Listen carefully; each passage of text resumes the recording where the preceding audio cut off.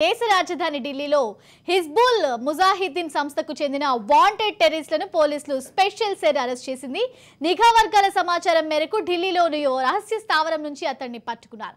జమ్మూ కాశ్మీర్లోని సోపోర్లో నివసిస్తున్న జావేద్ అహ్మద్ మట్టు కాశ్మీర్లో అనేక ఉగ్రవాద కార్యకలాపాల్లో పాల్గొన్నాడు. పాకిస్తాన్ టెర్రరిస్టులతో కలిసి పనిచేశాడు. అతను హిజ్బుల్ ముజాహిద్దీన్ కమాండర్ల నుంచి శిక్షణ పొంది ఆయుధాలు సంపాదించాడు.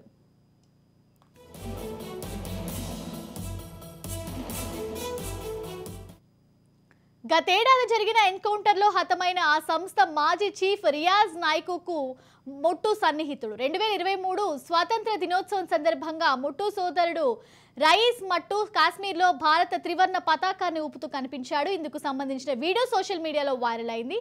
రయీస్ మాట్లాడుతూ తాను భారతీయుడని, తన సోదరుడి పనులకు తనకు ఎలాంటి సంబంధం లేదని తెలిపాడు. హింసను విడనాడి జన స్రవంతిలోకి తిరిగి రావాలని కోరాడు.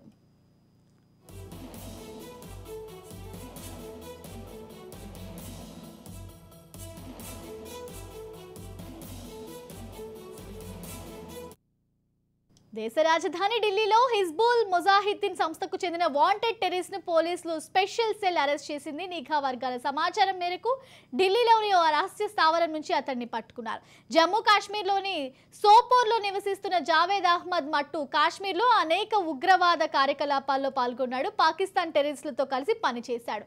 అతను హిజ్బుల్ ముజాహిద్దీన్ కమాండర్ల నుంచి శిక్షణ పొంది ఆయుధాలు సంపాదించాడు.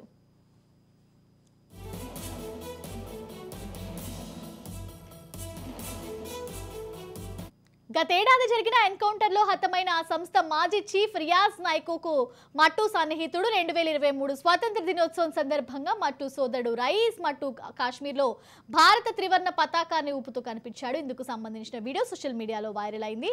రయీస్ మాట్లాడుతూ తాను భారతీయుడని, తన సోదరుడి పనులకు తనకు ఎలాంటి సంబంధం లేదని తెలిపాడు. హింసను విడనాడి జన స్రవంతిలోకి తిరిగి రావాలని కోరాడు.